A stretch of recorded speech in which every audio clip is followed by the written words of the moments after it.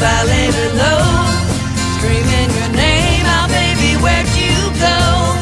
'Cause I love you, I'm sorry I left you all alone.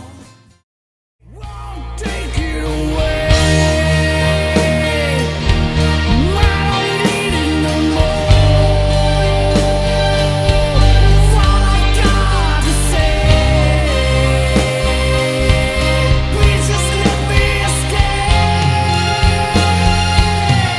Born today, not much without you. You're all I ever had. There's not much left to do. All I wanted was you. Then you ran away. You found an escape. It's all I can do. Won't take it away. Just another night of lonely one-night stands. The beauty in your eyes as we listen to the band. And I am just a few away from loving you. Your jacket and coat taste wonderful, but there's more I'd like to do.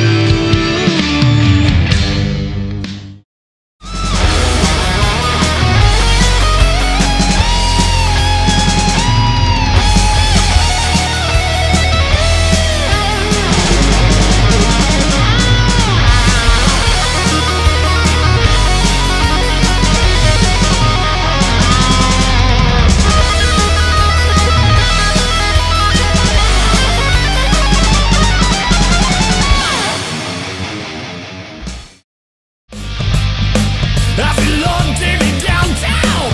I'm just looking for some touch.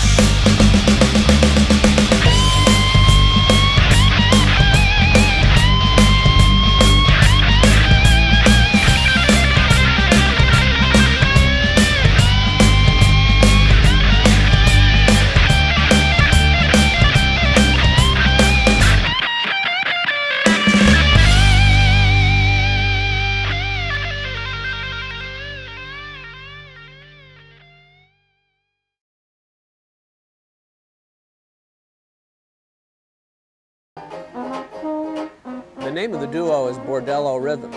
Sometimes we have a little problem with that name, but most Mobilians don't know what that means, so that's okay. Playing in the street, that's where you have to play jazz anyway. That's where it has to be, you know. What we do here is like the music of old Mobile. It's exciting. I mean, we have a lot of fun with it. Frank and I have been coming down here about 7 years, down to the peanut shop. They're very nice to us. They pay us a little bit of money and they give us free Cokes. It's kind of a nice family thing for people from out of town. And they're looking for things to do. You know? And the kids love it. And they dance around, and then we get the other parents dancing around, and then that's sort of the highlight. Jazz, I think, was meant for the street. And we want to bring this out into the street and let people hear this music. When we retire, probably this is all we'll do. We finally retire. Now Frank, you know, has played with Elton John, so I mean, he's from England, so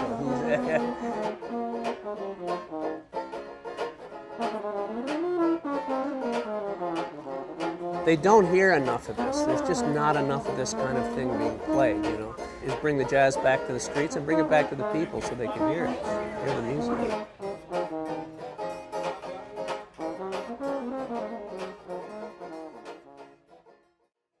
About ready to rock and roll? A tender pork stew brews in the kitchen We got to make it last. as a fresh tomato salad is served. Cheese bread's in there, yes. This isn't just any kitchen. And Vernon Curver, who goes by Rusty, isn't just any cook. The meat's got to be real tender. A lot of these guys don't have good teeth, you know. You've got to think about things like that. The meals he's creating are for people who don't have a home who depend on St. Francis House for a meal. Oh, yeah. Rusty knows what it is to be hungry. He was once in their shoes. It really brings your psyche down. And with one of the only things that you can protect yourself is to numb the pain. So you drink. And that's what I did. But Rusty now has a full-time job as the kitchen manager at the very shelter he once lived in. I do what I've always wanted to do, and that's cook. It's all thanks to a program called Fresh Starts, run by First Coast Technical College. Chef Ted Kowalski teaches the 4-week class.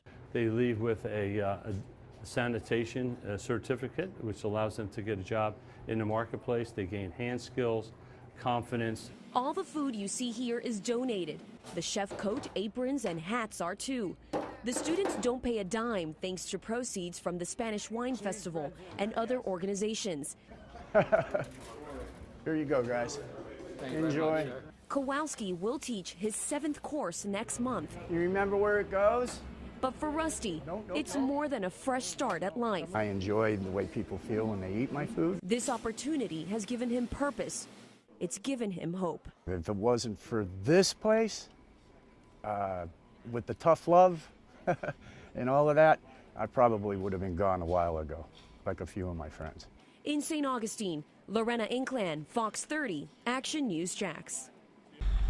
We took this 48-foot boat called the Pacing Eagle out to sea from St. Augustine. The captain we went out with says he heard the Coast Guard give a warning over their scanner this morning that cargo containers that fell off the Columbia Elizabeth could be in our area. The Coast Guard puts out a broadcast. It's what they call notice to mariners. Captain Donald Sampson says in that broadcast they warned boaters about the dangers they could face at sea if they run into a container. Barges losing their loads and everything else. If you hit it with a boat like this, it usually causes catastrophic damage. The entire time we were in the water, Sampson was on the lookout for anything that could harm his boat or us. Hitting a container could have caused us to sink. We didn't find anything at sea today, but River's Edge Marina dockmaster says he's continuing to tell boaters who leave this marina, like Sampson, that they need to be on alert. If they do go offshore, they just need to keep their eyes open. With smiles and arms raised, the people of Charleston embraced each other tonight. As the tragedy of Emanuel AME set in, the faithful came together for support and to grieve. When I heard about it, it was just heartbreaking because I, as one, you try to love everybody. It doesn't matter how they look. Jacksonville Bishop Rudolph McKissick Jr. was already scheduled to speak at the Life Center Cathedral. A longtime friend of the Reverend Clementum Pinckney, McKissick told me the city had lost a powerful advocate for peace. Do you fear that something like this could happen in your church in Jacksonville? I don't live in fear. It could happen anywhere. But I don't have that kind of fear. Absolutely not. But after tears were shed, voices raised, not in anger, but in exultation. The room erupted with a kind of emotion that is fueled by faith. The atmosphere that you see in that sanctuary, I think, is the necessary atmosphere to say to everyone that the church is still a place of joy, it's a place of sanctuary, it's a place of worship. Bishop Brian Moore told me this is a chance for his congregation to use an act of hate to ignite a conversation about racism and tolerance. And I think this is a great opportunity for us all to come together, black, white, whatever the race, whatever the religion may be. An opportunity born of tragedy, but one these men and women hope will inspire change and, above all, forgiveness. It's a split-second decision whether or not to pull the trigger. This is a decision-making tool, and the decisions can be extremely complex. Thursday, I got exclusive access to the St. Johns County Sheriff's Office virtual training simulator. Fires just like a real-life firearm. Finger on the trigger. You want to get a good sight picture and gently squeeze. Deputies are required to train in this simulator every year, facing a variety of scenarios that today I experienced firsthand. This is going to be an active shooter scenario. Mulligan says active shooter tactics have changed since the Columbine High School shooting.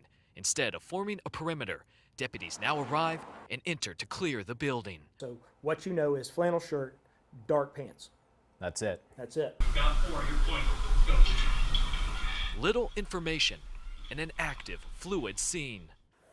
Heart is pumping, that is for sure.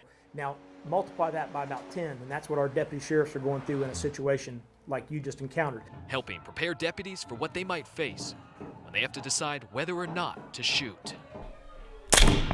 And you did everything right in that scenario.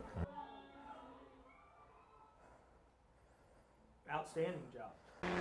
Fully armed and out in full force, the search on for James Cawley after police say he killed his wife and a family friend. He's a desperate man. He was this morning when he showed up here to bust into a house and start killing people. Sheriff Shore says the murder happened around 11 Thursday morning inside a home here in the Mirabella community. The sheriff says there were other people inside the home when the shooting happened. Joe Quinto and his wife lived just 2 houses away. My wife was scared. she was right there. She was very scared. Immediately after the shooting, nearby schools were locked down and officers scoured the area, even searching this wooded area after a woman said she saw a man running. A chopper searching from above, and look there, an officer with his sights set. We're very cautious. We're going to treat this with extreme caution, and we want our citizens to. The area was cleared and the hunt continues after a shooting that's left neighbors in disbelief and the sheriff wanting justice. They pass by and, you know, they wave hi. Yeah, that's They're very nice people. I wouldn't have expected anything to happen. Well, here we go again. I mean, listen, we've become a death-centric society. Come on, save our sons, yeah! More than 200 high school students were inside the gym listening to speakers promote hope and change for black teens. But outside the gym, a different story. We all knew what we came here for. We came here just to fight. We didn't came here to listen to what he was talking about. That's the attitude Pastor John Guns with Save Our Sons says he's trying to change. Look at me. Look at me. Stop. Look at me. We gotta stop this. This ain't why we do this. You know, whenever our young men get together, there are these rivalries, there are these beefs. A lot of what we see in our community are young men who are angry. You know what's really scary? Pastor Gunn's message was powerful and affected everyone who was there, including me. Listening to him, you could feel and see his passion and frustration in his effort to save lives and stop the violence. This matters to me. It does. It matters to me. Probably more than I can ever explain to anybody. What you have to do, but let them live. Let them